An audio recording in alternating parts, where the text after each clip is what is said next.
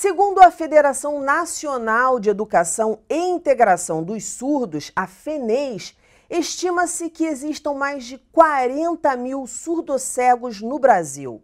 As barreiras na comunicação com esses sujeitos podem resultar em isolamento.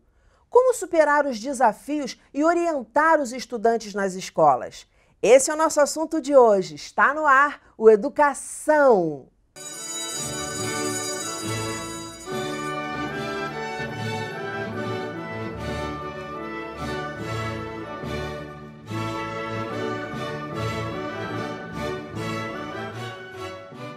Meus convidados são a professora do Instituto Benjamin Constant, doutora em Educação, Rafaela Lupertina.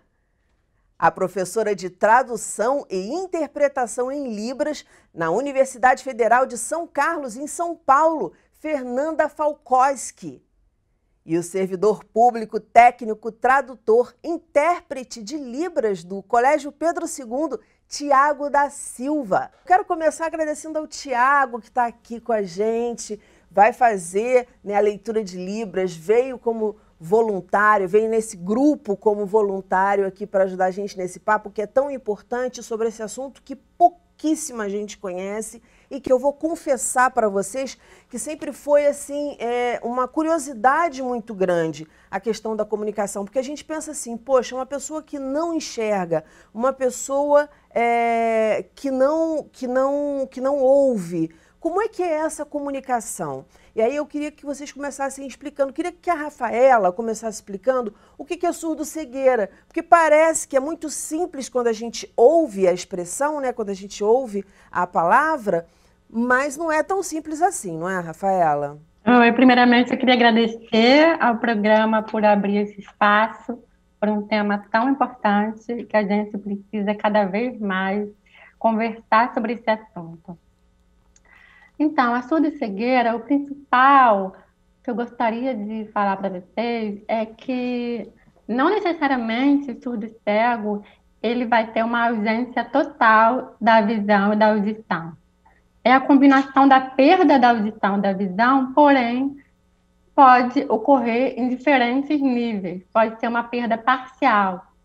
Então, se o surdo-cego tiver um resíduo visual e um resíduo auditivo, mesmo assim ele vai ser considerado surdo-cego, desde que ele tenha uma perda em ambos os sentidos. Existem surdos-cegos que têm perdas totais da audição e da visão, mas a grande maioria tem resíduos auditivos e visuais. Entendi. Mas existem casos, você conhece casos no Brasil, enfim, registrados de total cegueira e total surdez? Sim, existem vários surdos-cegos no Brasil que têm surdo-cegueira total, né? Foi uma luta muito grande para a surdo-cegueira chegar nesse contexto de nomenclatura que é hoje, né? Que é a surdo-cegueira escrita toda junta, sem higienização, sem separação, sem ser surdo e cego, sem ter hífen, é uma escrita contínua, surdo, cego, surdo e cegueira.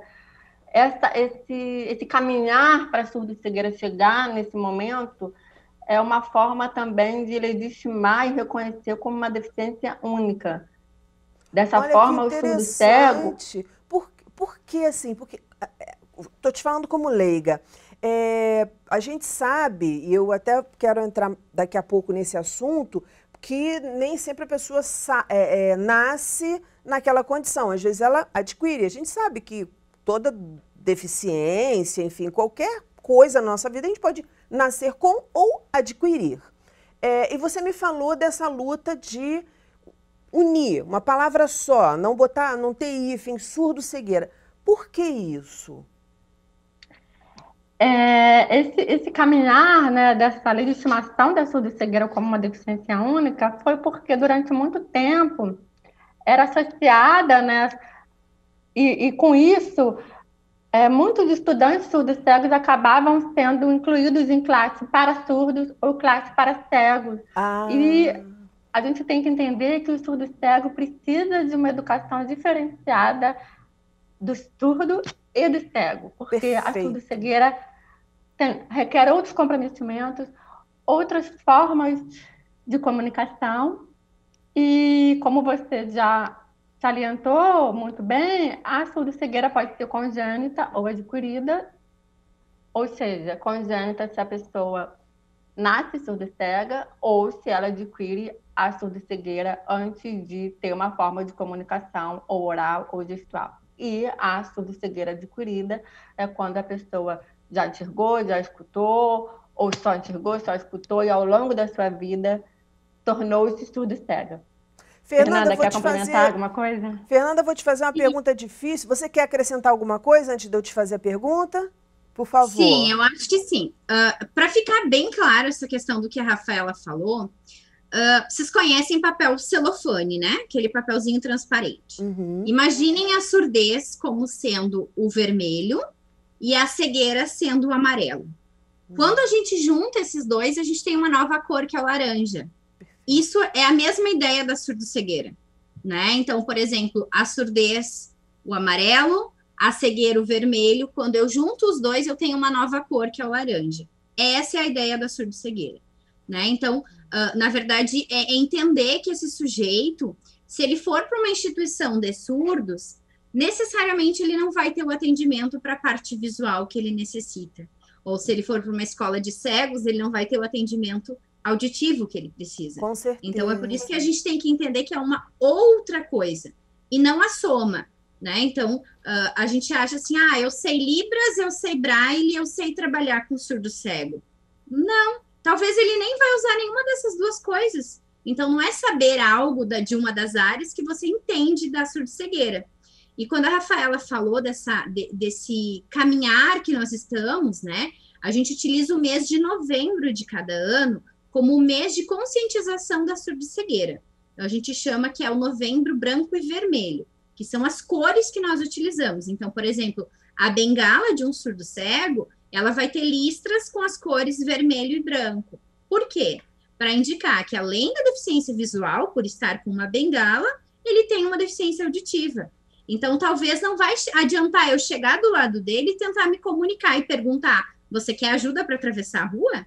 Eu tenho que saber como que eu vou perguntar, porque talvez não vai ser falando, né? Perfeito, Fernanda. Isso é tão importante a gente saber, porque você deu um exemplo agora, e eu sempre falo, educação, ele não é um programa de sala de aula, ele é um programa que fala sobre educação. E educação está na nossa vida desde que a gente nasce até a hora que a gente morre. E é muito interessante você falar isso, porque a nossa sociedade não está preparada para um monte de coisa. A gente não está preparada para a morte, para perder as pessoas, né? A gente não está preparado para lidar com as pessoas que tenham, que sejam diferentes da gente. E aí a gente não está falando, eu não estou falando só de deficiência, né? A gente sabe de tanto preconceito, de tanta coisa. Mas com a deficiência fica aquela questão que uma vez uma entrevistada me falou, que assim, você não sabe se você se aproximar, se você está dizendo para ele que ele não é capaz, e aí você como cidadã fica sem saber, me aproximo ou não me aproximo.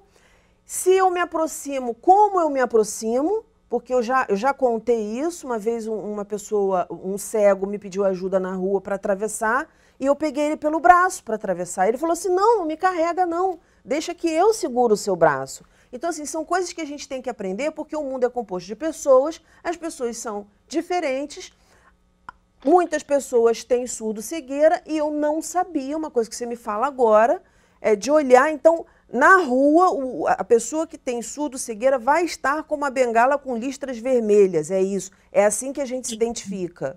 Brancas e vermelhas, elas se intercalam, né? A gente fala os gominhos, né, da bengala, um vai ser branco, um vai ser vermelho. Infelizmente, não é toda a população que vai ter esse tipo de bengala. Por quê? Quando a gente diz que a surdo-cegueira é pouco conhecida, dificilmente nós encontramos uma empresa a nível de Brasil que produza a bengala branca e vermelha. E eu já estava pensando no valor, quer dizer, a questão não é nem o valor em si, é a produção também que não existe. Não ter. O que eles fazem? É como, né, a gente tem essa luta, as pessoas com surdo-cegueira confeccionam a sua bengala. Elas compram uma branca, que é vendida, e pintam ou colocam, então, a fita, né, vermelha.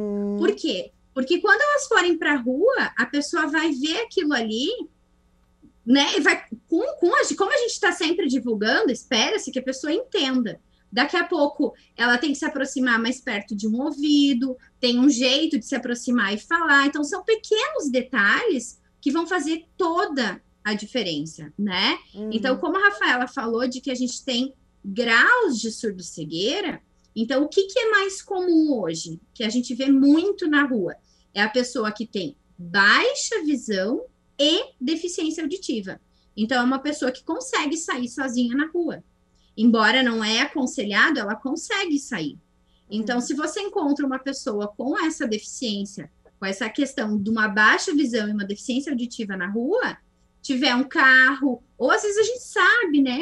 O trânsito tem tantas intercorrências, uma calçada que quebrou e ninguém avisou, é um poste que caiu, enfim, são tantas coisas. Você enxerga essa bengala, você pode dar um auxílio, né? Então, Sim. você, querendo ou não, vai estar interferindo na vida da pessoa, mas é para o bem dela. Sim. Então, é por isso que é a importância da gente ver a cor da bengala. Eu queria que vocês, geralmente a gente fala assim, bastante em teoria e também em prática aqui no programa. E como esse assunto muito pulsante, sempre tem pouco tempo aqui na educação, que é um lado positivo, porque a gente traz as pessoas de volta com outras novidades, mas fica aquele gostinho de quero mais. Então, quero aproveitar o máximo de vocês. Aí, nesse sentido, eu acho que se vocês dessem exemplos práticos de como vocês trabalharam os alunos, claro que resumindo, mas mostrando para a gente, assim, só para clarear a nossa mente, o caminho que vocês encontraram para chegar até esses estudantes. Então, eu pedi, se a Rafaela tiver algum exemplo, se você, Fernanda, tiver algum exemplo assim que venha na cabeça, que foi assim, o mais desafiador, e como é que vocês conseguiram aí chegar a esse estudante? Eu acho que eu vou começar, Rafa, pelaquela nossa organização, a gente fez um combinado, por exemplo. Embora eu e a Rafaela, a gente trabalhe com as duas possibilidades, congênita e adquirida, o meu campo de pesquisa é a congênita. E o campo de pesquisa dela é a adquirida. Né? Então, querendo ou não, embora a gente circule nos dois espaços, eu pesquiso. No mestrado, eu pesquisei sobre a comunicação da congênita e no doutorado, agora, sobre a alfabetização. Então, é o meu campo maior de investigação. Eu acho que o grande foco da surdo-cegueira congênita é a gente iniciar a forma de comunicação. Então, por exemplo, aquela criança, eu comecei lá, quando eu comecei a trabalhar, eu tinha um menino que só beliscava. Então, a forma de comunicação dele era o beliscão. Quero, não quero, tô com fome, tô com sede, quero sair daqui, qualquer coisa. Então, começar a nomear as coisas e dar significado. Eu acho que esse é o principal desafio na surdo-cegueira congênita. É você dar nome, você significar o que acontece. A criança que te dá um tapa, ela não te deu um tapa porque ela quer te machucar. Ela te deu um tapa, possivelmente, porque ela está querendo te dizer alguma coisa e você não reconhece. Ou então, o menino que, quando bota a língua para fora, está dizendo que está com sede. Né? Então, não reconhecer esses códigos, vamos dizer assim. E passar a nomear. Então, por exemplo, você começa a usar objetos para dizer, tá com sede? Olha a garrafinha aqui. Então, dá a garrafinha para a criança, você começa com um objeto concreto, depois você passa para o sinal de água, você vai dando uma comunicação para esse sujeito. Eu acho que o grande foco ali é o estabelecimento da comunicação. Então, todas essas coisas que eu te falei, do beliscão ou da água, são tudo coisas que aconteceram e que eu vivenciei já. E que, no caso, você já vivenciou, você já teve alunos completamente surdos e completamente cegos, Fernanda? Sim, sim. Uma criança que inclusive, eu ainda acompanho ele desde os 6 anos, e hoje ele está com 15, já são 9 anos que eu acompanho ele. Quando eu conheci, ele só era carregado num carrinho de bebê, com 6 anos, só num carrinho de bebê. Então, a gente teve que iniciar o processo do caminhar, o processo de usar sapato, o processo da alimentação, o processo da comunicação. Então, com ele era mais ainda, porque eram todos os aspectos. Ele não enxergava nada, não enxerga, né? Porque ele ainda é vivo. Ele não enxerga nada e não escuta nada. Né? Como é que é a comunicação dele, Fernanda? Com ele, a gente ainda está nos objetos. Então, por exemplo, está no momento do tomar água, a garrafinha sempre vive comigo. Eu acho que é o exemplo que eu mais uso na vida é a garrafinha.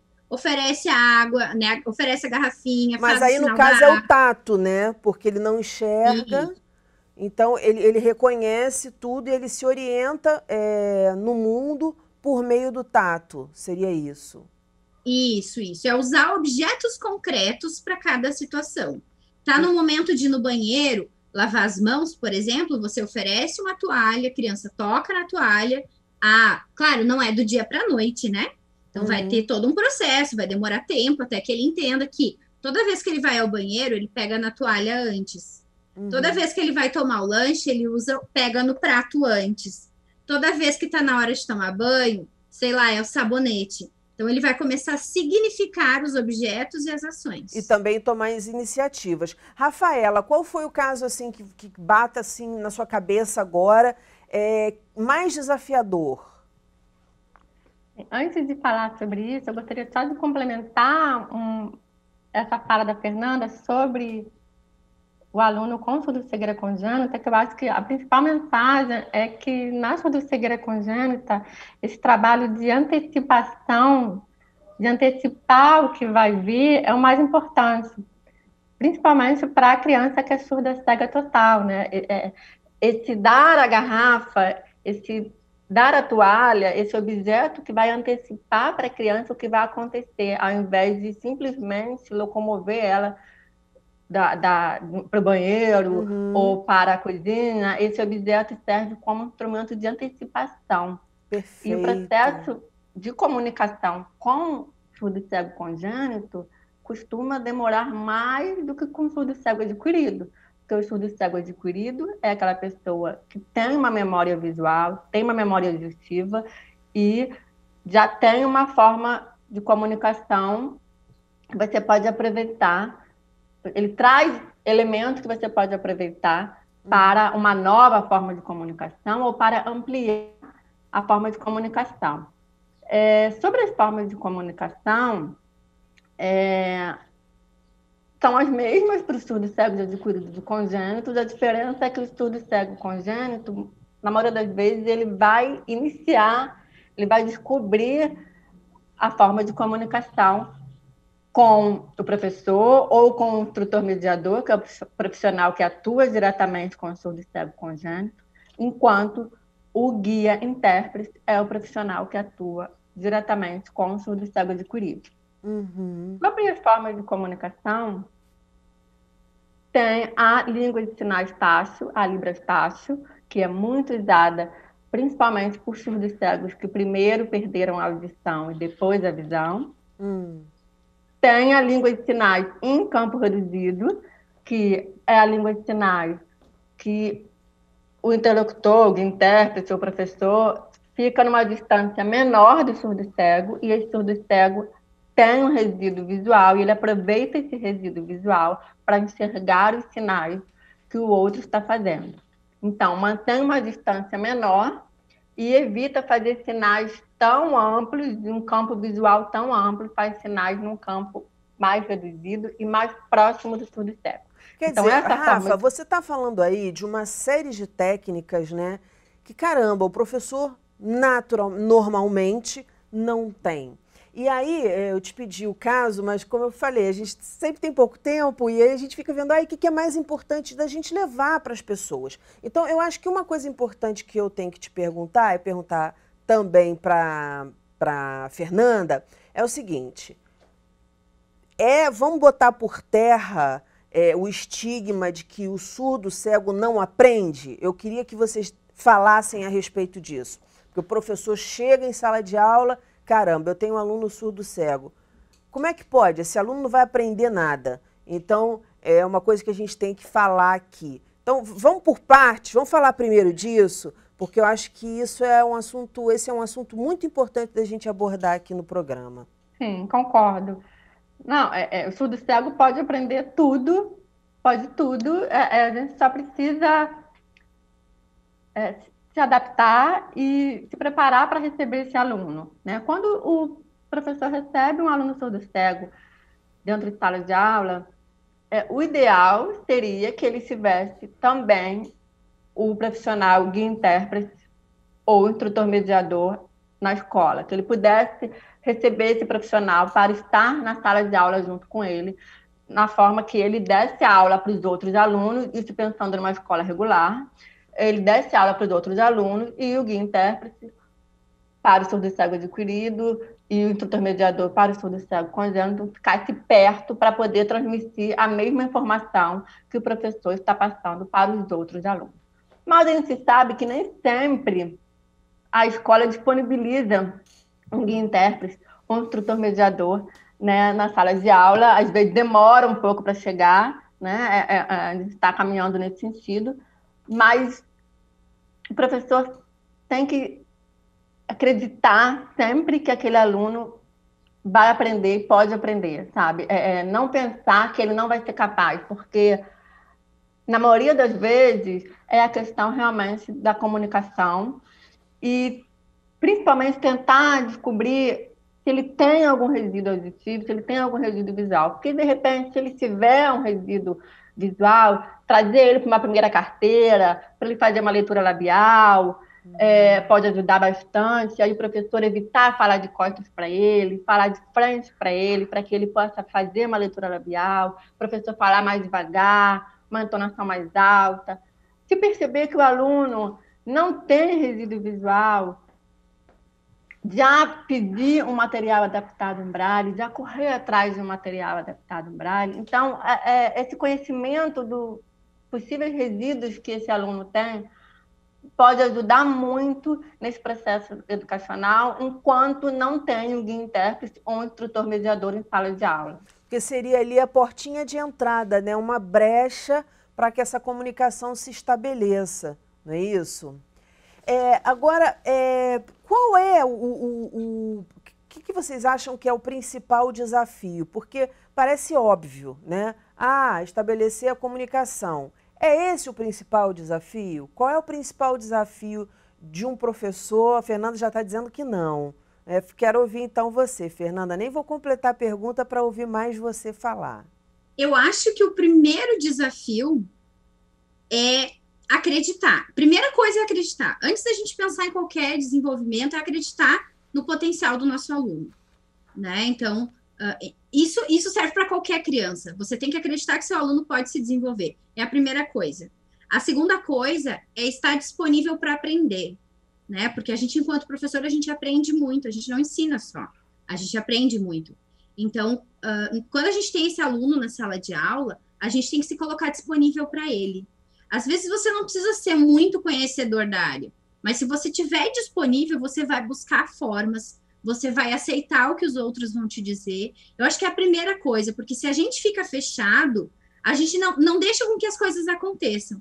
Então, às vezes, é uma simples jeitinho de explicar, um toque diferenciado que a gente vai fazer com que esse nosso aluno aprenda, né? Na surdo-cegueira, o primeiro desafio é entender que existe essa deficiência, pensando numa forma mais geral. Porque o que acontece hoje, que é o nosso grande desafio? Eu digo nosso, que eu acho que é de todo mundo que trabalha na área da surdo-cegueira e na área da educação, é fazer com que as pessoas saibam que essa deficiência existe. Eu acompanho muitas famílias, né? Eu sou do Rio Grande do Sul, mas atualmente eu moro em São Paulo por conta do doutorado. Mas então, eu vivo hoje nesse universo, São Paulo e Rio Grande do Sul.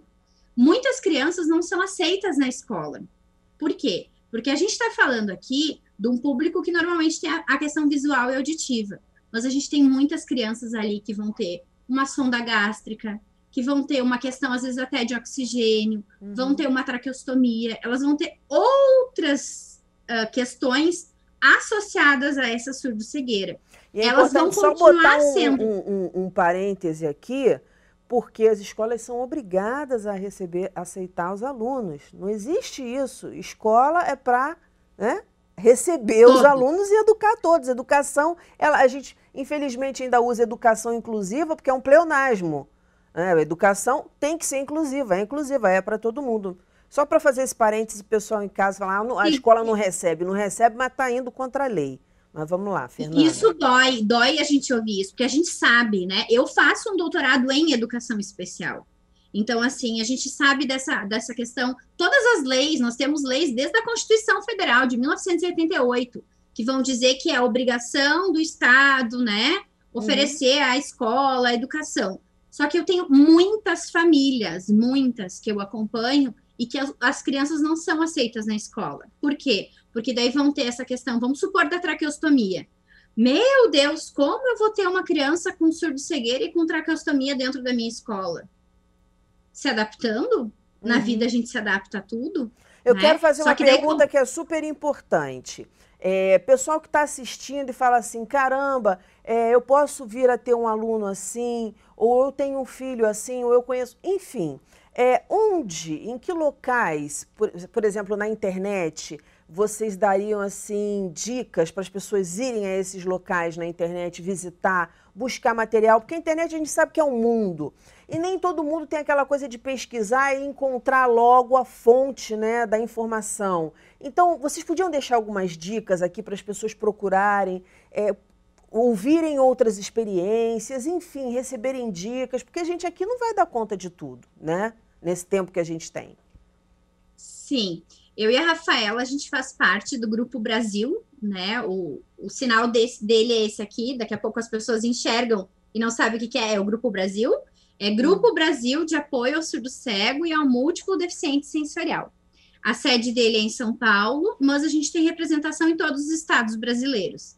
Este grupo tem site e Facebook. São postadas muitas informações. Paralelo a isso, a gente tem, vinculado, mas o nome é diferente. Nós temos um canal no YouTube que se chama Desvendando o Universo da Surdo-Cegueira. Temos vídeos da Rafa, né, que participa. Nesse canal a gente posta vídeos maravilhosos. Aconselho o pessoal aí a assistir. Porque é simples, é fácil de entender, não é aquela linguagem rebuscada. E às vezes a gente faz um bicho de 7 cabeças, é uma coisa tão simples, né? E uma coisa que eu queria falar também, está no finalzinho, vou passar depois a palavra para a Rafa. Infelizmente, é que a gente acha que as coisas são maiores do que elas são e o professor fica querendo assim, não, porque eu tenho que enfiar conteúdo nele. Como é que eu vou enfiar conteúdo nele? Mas ele tem um problema de surdez, ele tem um problema de cegueira, ele é surdo cego, como é que eu vou enfiar aquele bando de conteúdo, gente? Vamos pensar, eu acho que a missão desse programa aqui também é pensar o que é educação para você. É saber a fórmula de Bhaskara? Ou é ser um ser humano, autor da sua história, com o máximo da sua independência, de trocar, de evoluir, né? De transmitir e receber, de ter uma produtividade na sociedade, no coletivo, na colaboração, que a gente sabe que a gente só existe nesse mundo por conta disso. Então, acho que a gente tem, né, às vezes, uma visão e o professor fica, como é que eu vou ensinar matemática para ele? Primeiro, vamos entrar em contato com esse ser, como é que a gente se comunica com ele e como é que a gente troca com ele. Eu precisava muito falar disso aqui, porque eu imagino que seja, e que já bateu em mim quando eu era professora. Eu pensava assim, caramba, como é que deve ser uma pessoa... Imagine eu com 17 anos pensando nisso, como é que eu ia ter um aluno assim? Não recebi nenhum aluno nessas condições, mas era algo que me deixava muito angustiada. Então, a ideia de eu falar um pouquinho mais aqui é para tirar essa angústia, sabe? Não tem que ser pesado. Rafaela, suas considerações finais, a gente já estourou o tempo, mas o assunto merece que o tempo seja estourado. Obrigada, achei muito importante a sua fala. Eu acho que o principal é a gente permitir se aproximar do surdo cego. Se ele vier tocar nossa boca, tocar o rosto, deixar que o surdo cego toque, não ter essa resistência, permitir esse toque, para as pessoas procurarem saber mais sobre as formas de comunicação, entender que os surdos cegos estão aí, estão querendo sociabilizar mais, estabelecer relações sociais. Então, as pessoas, mesmo fora dos muros escolares, se permitirem se comunicar mais com os surdos cegos, se aproximar. Eu acho que essa é a principal mensagem que eu queria passar. Permitir que eles levem a mão. Muitos surdos cegos precisam desse toque de boca, de garganta. Então, permitir essa aproximação. Fica essa dica que a Fernanda deu, do canal no YouTube, do Grupo Brasil, para as pessoas que estiverem interessadas, familiares, profissionais. e queria muito agradecer esse espaço, essa possibilidade Eu que de falar agradeço, desse Rafaela. E assunto. quando você fala assim, a gente permitir, é a gente se permitir também.